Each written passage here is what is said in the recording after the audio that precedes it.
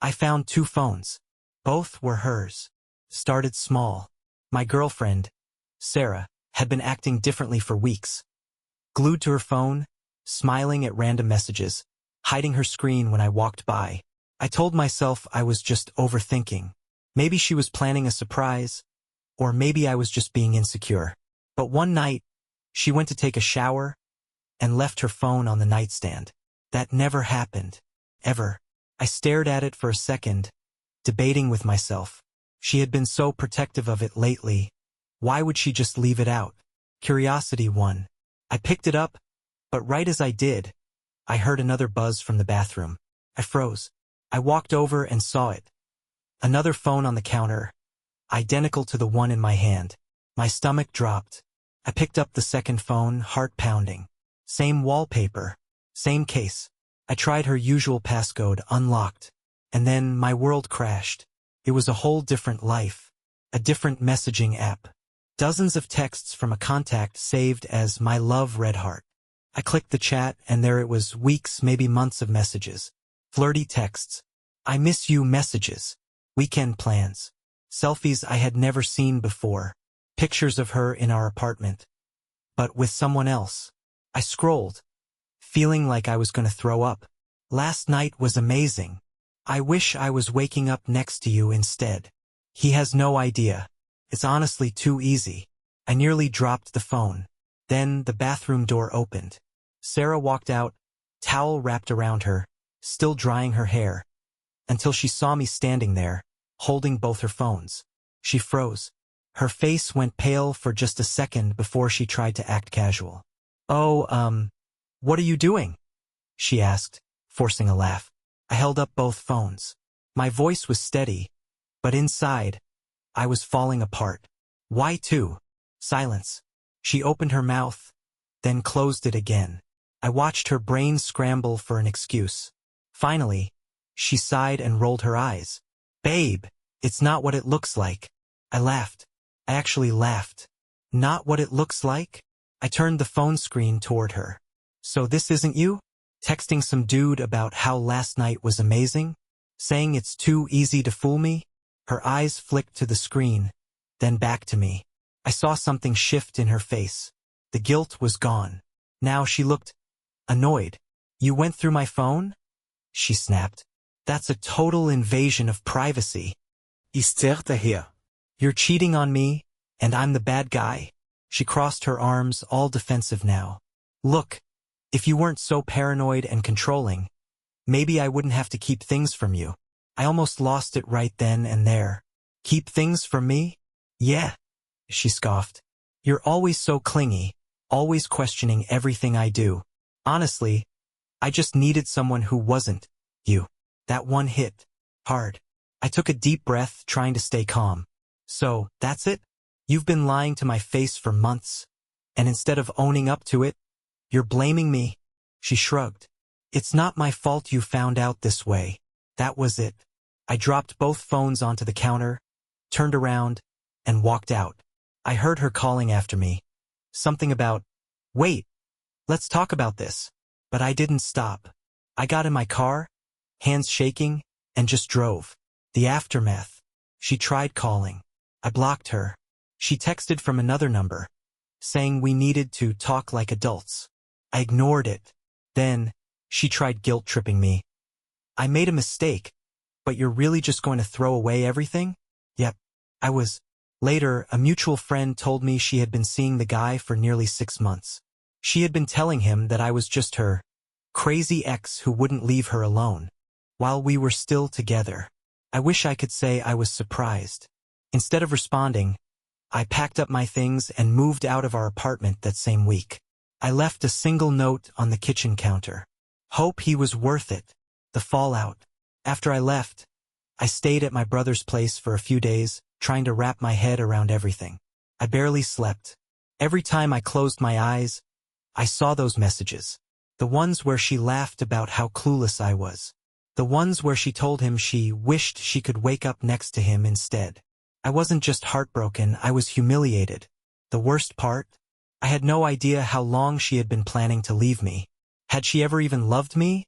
Or was I just some convenient backup? I was doing my best to move on, but Sarah?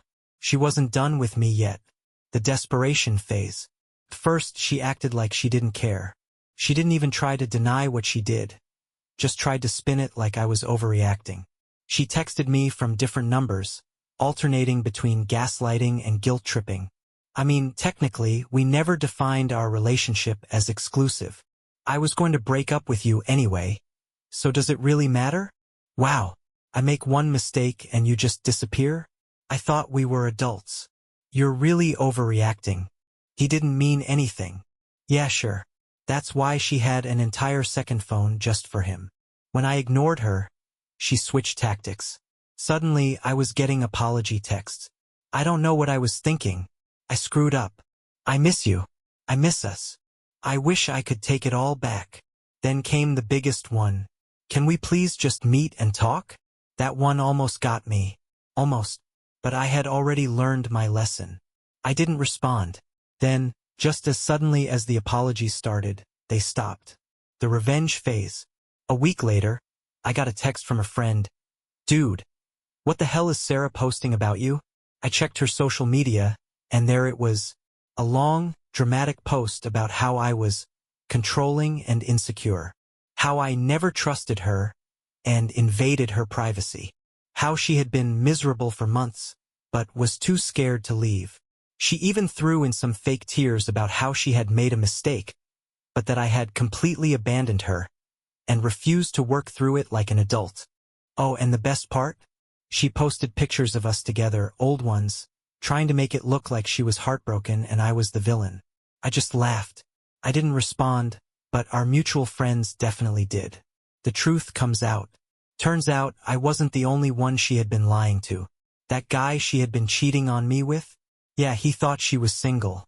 She had told him I was just some crazy ex who wouldn't move out of her apartment. When he found out the truth, he dumped her immediately. So now, Sarah had no boyfriend, no sympathy, and no one left to blame but herself. The final blow. A few weeks later, I got a message from one of her old friends. You'll love this. She tried getting back with her ex before you. He told her to go F*** herself. Asterisk. I couldn't have scripted a better ending myself. So, Sarah, if you're out there reading this, I hope he was worth it. The unexpected twist. After Sarah got exposed and lost both of us, I figured that was the end of it. She had burned every bridge. No one believed her sob story, and I was finally free. Or so I thought. A month later, I got a DM from a random girl. Her profile picture looked familiar, but I couldn't place her. The message? Hey, you don't know me, but I think we have a lot to talk about.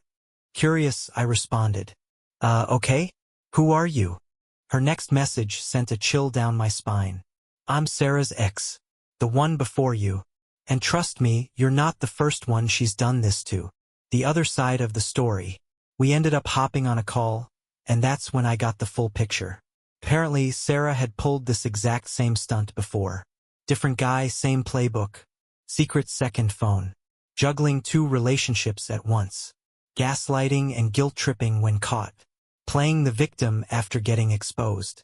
Her last boyfriend, let's call him Jake, had been with her for nearly 2 years. She cheated on him the entire time. And just like with me, she had tried to turn things around and make him look like the bad guy when she got caught. The craziest part? When she first started dating me, she was still seeing him. Let me repeat that. When Sarah and I first got together, she wasn't actually single.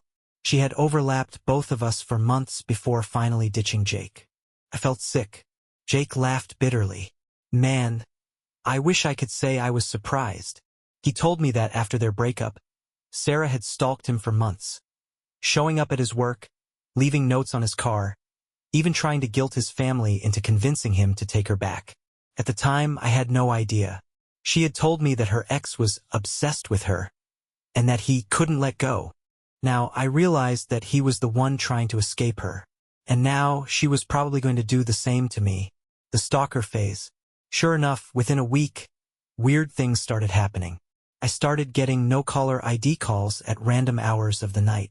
My friends told me Sarah had been asking about me, claiming she just wanted closure. A burner account started watching every Instagram story I posted.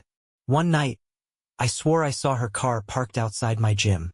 I knew she was spiraling, but I wasn't about to let her drag me down with her. So I decided to make one final move. The power move. Instead of blocking her and disappearing, I did something better. One night I texted her. Just 3 words. I know everything. She read it instantly. No response. The next day, she blocked me. She deleted me off everything, socials, mutual friends, even Spotify.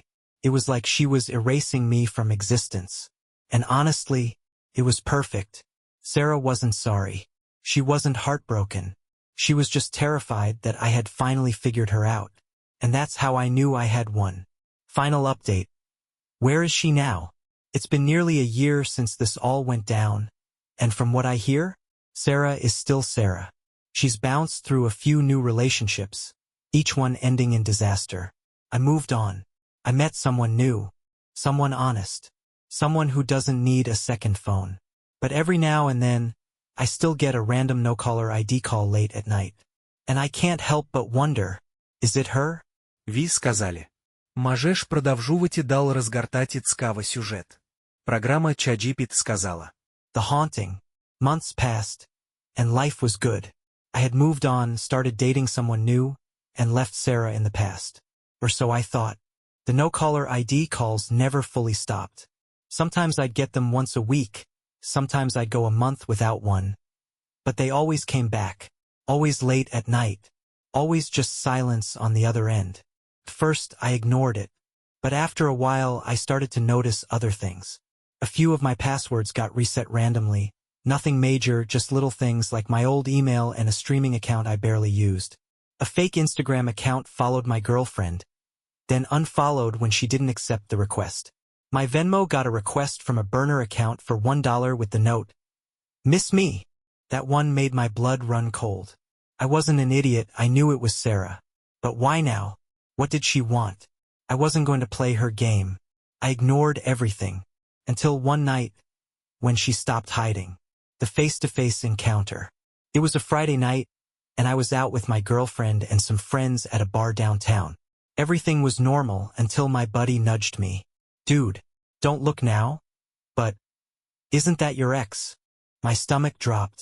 I turned slowly, and there she was, Sarah, sitting alone at the bar, staring right at me. She wasn't drinking. She wasn't on her phone. She was just watching. The second our eyes met, she smiled. Not a normal smile. Not an oops, fancy seeing you here smile. It was a knowing smile. A calculated smile. My girlfriend noticed me tensing up. "What's wrong?" I swallowed. "My ex is here." She frowned. "Sarah?" I nodded. "What the hell is she doing here?" Good question. I kept my eye on her, waiting for her to make a move. I half expected her to come over, maybe try to talk to me or make a scene. But she didn't. She just sat there, staring. And then, after a few minutes, she got up, walked right past me. And just as she passed, she slipped something into my jacket pocket. I froze. By the time I turned around, she was gone. I reached into my pocket, heart pounding. It was a folded piece of paper. For words were scrawled on it in her handwriting. "Check your back seat tonight." The breaking point. I didn't drive home that night. No way in hell. I had my friend check my car while I watched from a distance. Nothing was in the back seat. Nothing under the car. No slash tires, no trackers, no notes. But that didn't make me feel better. Because this wasn't just some drunk ex trying to get my attention. This was a warning. I changed my locks. Got my car checked for trackers. Made my social media private. Even filed a police report. Not that they could do much. But after that night, the calls stopped. The fake accounts disappeared. Sarah vanished. And for the first time in months, I felt safe. Until last week. Final update. The last message. It's been over a year now. I almost forgot about her. Moved cities. Moved on. Then last week, I got a handwritten letter in the mail. No return address. No name. Just a single sentence. "You only saw one phone." I burned it. And I don't think I'll ever sleep the same again. The obsession never ended. I burned the letter, but the words were already burned into my brain. You only saw one phone. It made no sense. What the hell did that mean? I saw two phones. I held two phones. Was she just trying to mess with me? Or was there something I had missed? I told myself it was just another mind game, that it was over. But paranoia is a hell of a thing. For the next few days I felt off. Every time I walked to my car, I checked over my shoulder. I started locking my doors the second I got inside. I found myself scanning the crowd when I was in public, expecting to see her. But Sarah was gone. No more messages. No more fake accounts. So why couldn't I shake the feeling that she was still watching me? The nightmare begins. Then the nightmares started. At first they were simple. Just flashes of her standing outside my window, sitting in the back seat of my car, staring at me through the rearview mirror. Smiling. Always smiling. But one night the dream felt too real. I was back in my old apartment, the one I shared with Sarah. In the dream, I was lying in bed when I heard a soft buzzing. A phone vibrating. I turned over and there it was. The second phone. I picked it up and saw a single new message. Check the closet. I turned, and suddenly, the closet door was wide open. My heart pounded as I stepped closer. I reached out, pulled the door open wider, and then I woke up, covered in sweat, gasping for air. But the worst part? My phone was on my nightstand, and there was a new notification. A single unread email. From an address I didn't recognize. No subject. No message. Just an attachment. A photo. Of my closet door. Slightly open. The walls start closing in. I don't remember jumping out of bed. But suddenly, I was standing with my back against the wall, my heart hammering. I grabbed my baseball bat and slowly walked toward the closet. Every nerve in my body on fire. It was open. Just a crack. I reached out. Swung the door open. Nothing. Just my clothes, my shoes, my suitcase. Nothing was there. But I wasn't crazy. Someone took that picture. Someone sent it to me. And I had a feeling I knew exactly who. Sarah's final game. I blocked the email. I went to the police again. Same answer. Unless she's physically threatening you, there's not much we can do. But I knew what was happening. Sarah wasn't done. She wasn't trying to get me back. She wasn't even trying to ruin my life. She was playing with me. This wasn't about love or revenge. It was about control. She wanted me to lose sleep, to doubt myself, to feel like she was always there, just out of sight. And it was working. I started sleeping with a knife under my pillow. I checked my apartment every time I got home. I even set up a camera in my bedroom just in case. And for a while, nothing happened. Weeks passed. Then months. I convinced myself that it was really, finally over. Until I found the USB drive. The USB drive. It was just sitting there. In my mailbox. No note. No name. Just a plain black USB stick. Every instinct screamed, don't plug it in. But I did. I opened my laptop and clicked on the only file inside. A single video. It was security footage. My apartment complex's parking garage. The camera was angled toward my car. The timestamp was from 4 months ago. Around 3 a.m.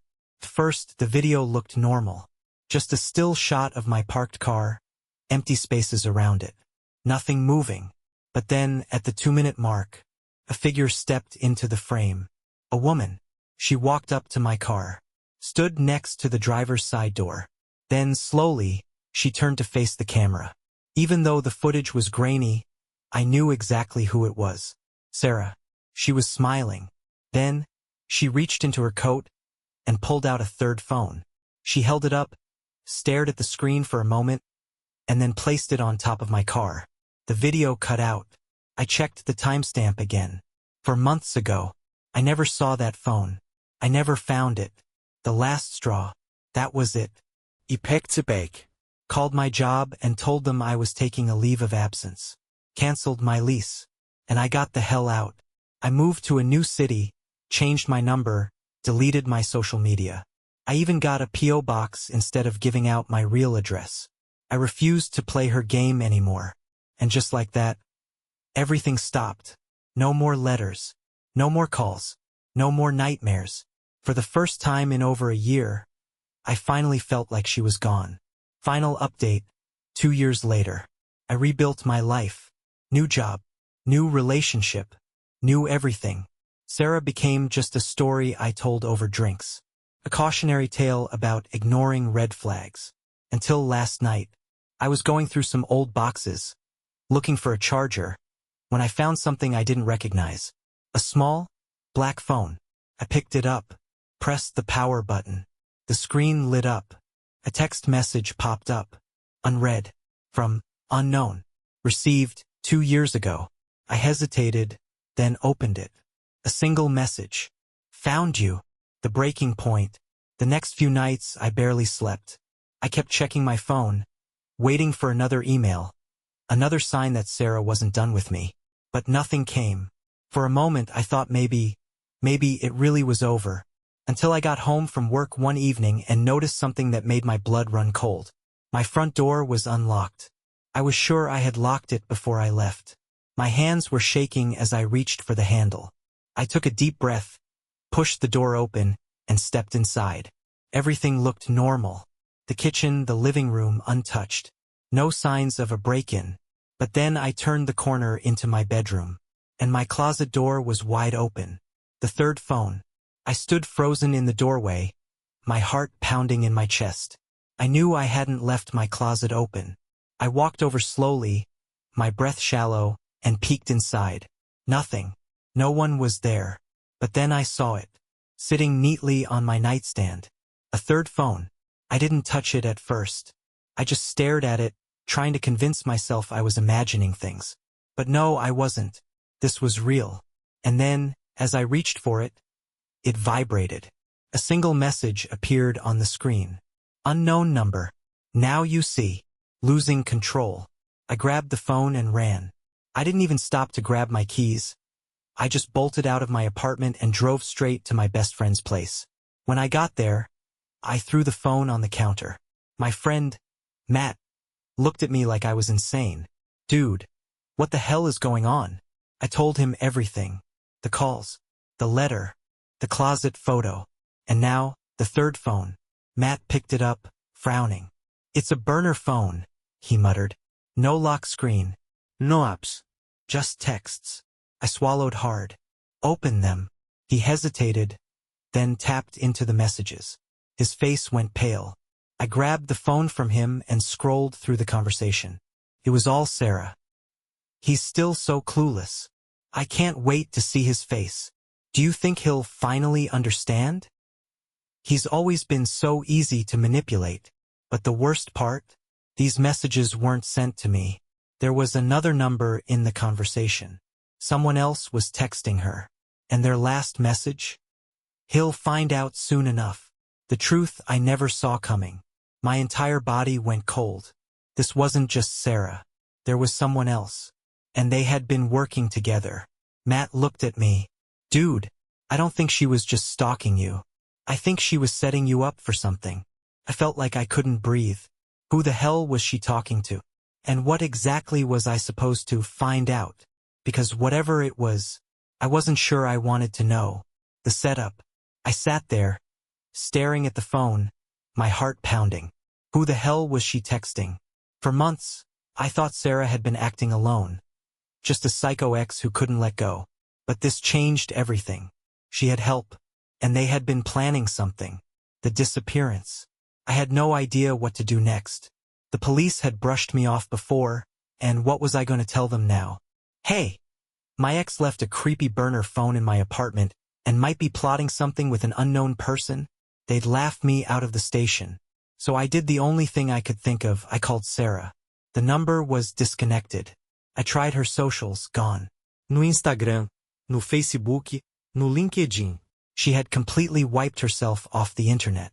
That's when it hit me. Sarah wasn't watching me anymore. She was hiding. The missing persons report. Matt and I spent the next few days trying to track her down. He had a friend who worked in IT and managed to trace the phone's last outgoing message to a location 2 states over. That's when I finally went to the police. I walked in, sat down, and told them everything. The break-ins, the phone, the messages. And then I said something I never thought I'd say. I think my ex is missing. At first, they were skeptical, until they ran her name. Then the officer gave me a look. Your ex-girlfriend, Sarah Collins. I nodded. The officer's face turned serious. He turned to his partner and muttered, You're not going to believe this. Then he looked back at me. Sarah Collins has been missing for 4 months. Wait, what? I felt like my brain short-circuited. Missing? I repeated. That's not possible. She's been stalking me for over a year. The officer shook his head. No. Her family filed a missing persons report 4 months ago. No activity on her bank accounts, no phone pings. Nothing. I pulled out my phone and scrolled to the texts from last week. That's impossible. Look, she's been texting me. She even put a phone in my apartment. I stopped, because suddenly the pieces clicked together. The other person, Sarah, wasn't texting me. Sarah wasn't stalking me. She was trying to warn me. Whoever she had been talking to on that burner phone was the real threat. And now Sarah was gone. The house in the woods. The cops took everything, Sarah's messages, the burner phone, even the old security footage. They said they'd look into it, but I could tell they still didn't believe me. So Matt and I did our own digging. We tracked the last location of the burner phone to a small cabin in the middle of nowhere. No listed owner, no rental history, just an abandoned house sitting off a dirt road. And that's when we found her car, Sarah's old car, covered in leaves, tires slashed, sitting in the driveway like it had been there for months. My blood ran cold. Something bad had happened here, and I had a feeling I wasn't supposed to find out what. The final message. Matt wanted to leave. He was already freaking out about how illegal this was. But I couldn't. Not yet. I walked up to the house. The door was unlocked. Inside it was empty, dusty, like no one had lived there in years. But when I got to the back room, I stopped cold. There was a mattress on the floor, and next to it, a single phone propped up against the wall. I picked it up. One unread message. From unknown number. Sent 2 months ago. You were never supposed to find this. And that's when I heard the floor creak behind me. The trap. I froze. The air in the cabin was heavy, thick with dust and something else. Something rotting. The hairs on the back of my neck stood up. I could hear my own heartbeat, thudding in my ears. Matt whispered, Dude, we need to go. But I didn't move. Couldn't. Slowly, I turned around. The door to the room was still open. No one was there. But I knew. I wasn't alone. Then I saw it. Just past the doorway, near the entrance of the cabin. A single shoe print. Still wet. Someone had just been here. And they were still inside.